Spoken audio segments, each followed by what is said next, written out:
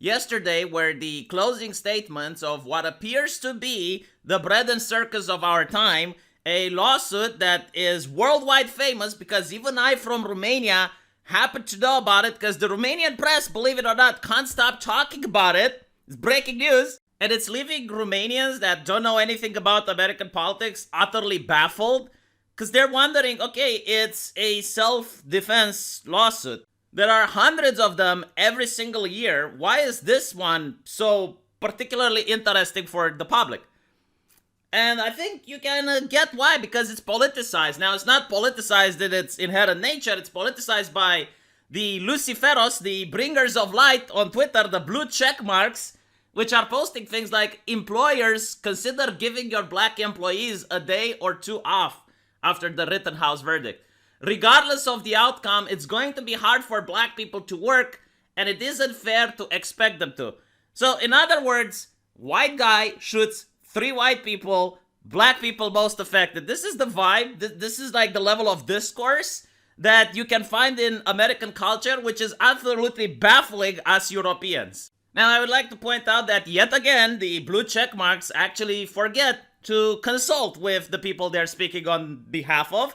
And you have very interesting responses to that. Like this gentleman saying, as a black man, you want me not to work for a day or two? You gonna help me pay my bills, go for groceries, travel, get the shit I want to get? If the answer is no, then do us a huge solid and shut the fuck up. Well, they're not going to shut the fuck up because they are the bringers of light. They are the bringers of wisdom. They get to speak on your behalf. They get to speak on the behalf of your community without doing any polls or surveys or anything like that. So you are the one that voice gets marginalized while the blue check mark gets elevated. But anyway, let's talk about the actual trial. Now, on the left, as you can see, is the mainstream media, the authoritative sources, the bringers of light, getting 613 people watching.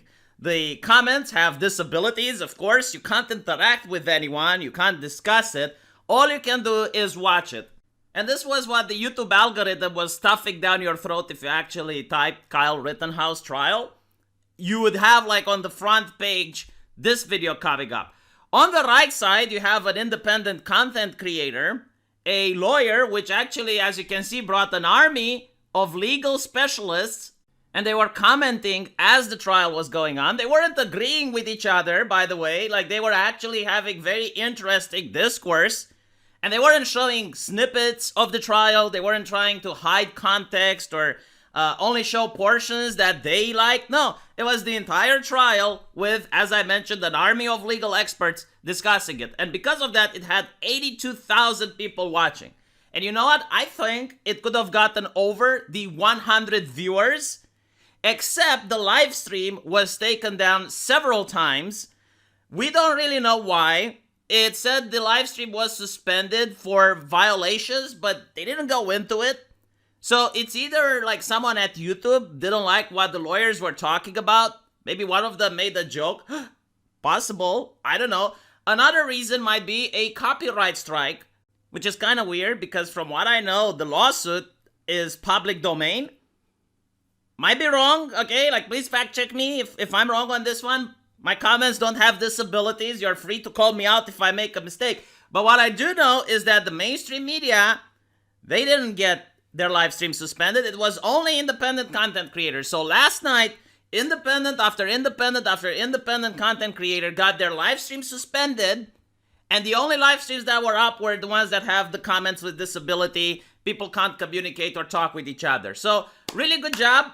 I don't know who's responsible for it. Maybe it's a mainstream media company itself who is manually striking these live streams fraudulently, might I say, but it is what it is.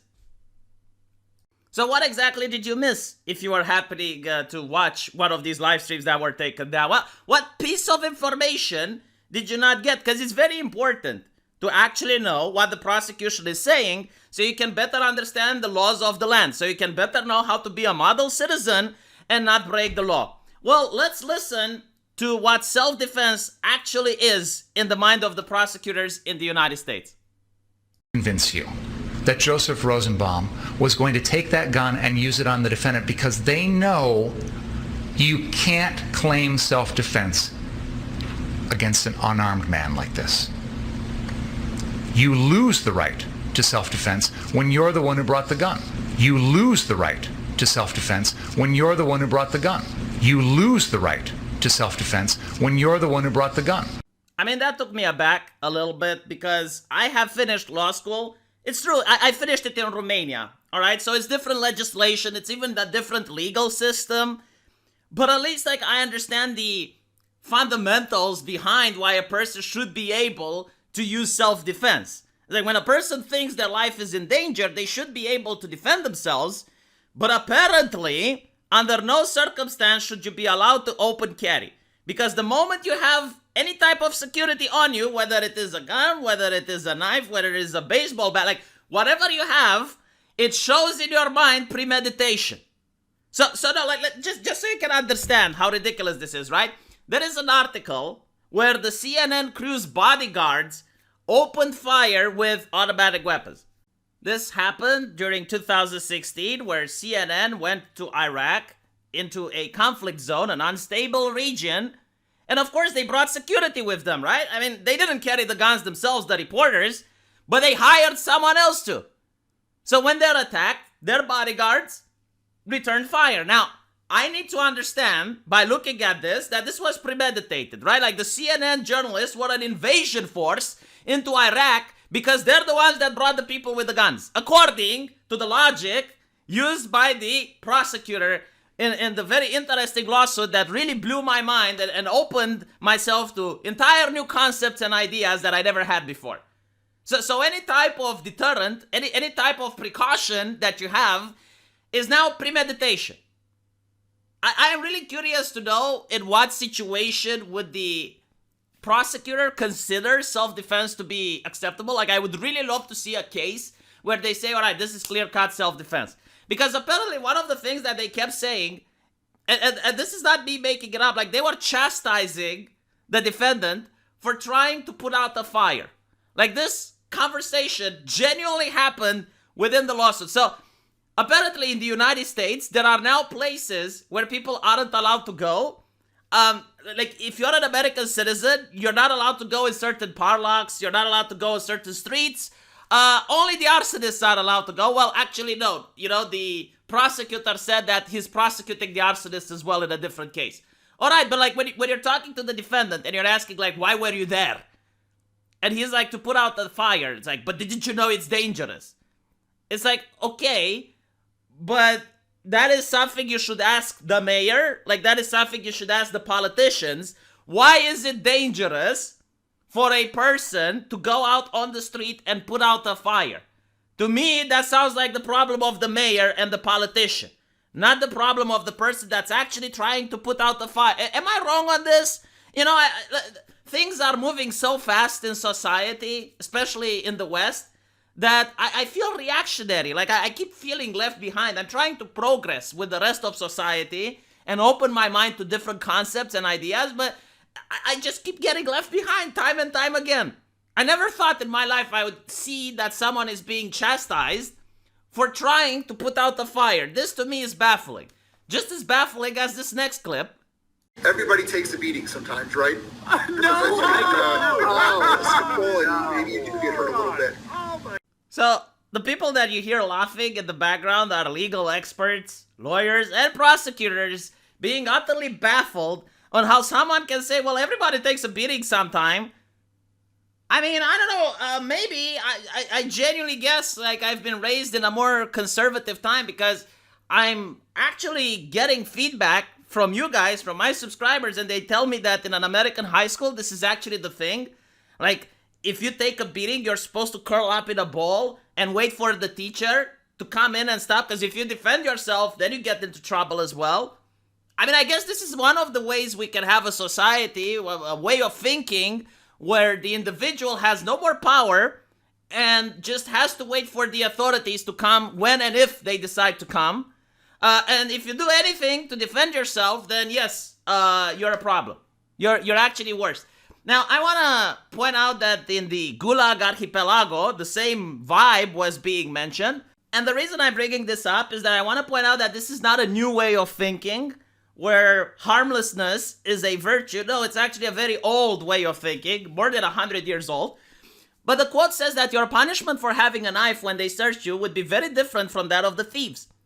For him to have a knife was where mere misbehavior, tradition, he didn't know any better. For you to have one was terrorism.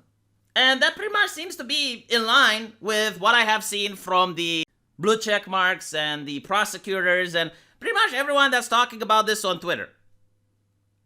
You're not allowed to have any sort of defense on you, ever, at all time, and if you do, it's premeditation.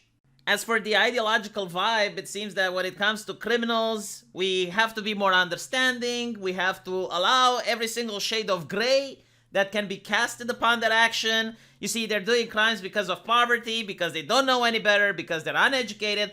But when it comes to the victims, maximum punishment. There is no shades of gray, it's just black and white. And in order to just, show you why I'm saying this, like this article from the Daily Mail is pointing out that prosecution star witness in the case is a career criminal with a history of domestic abuse.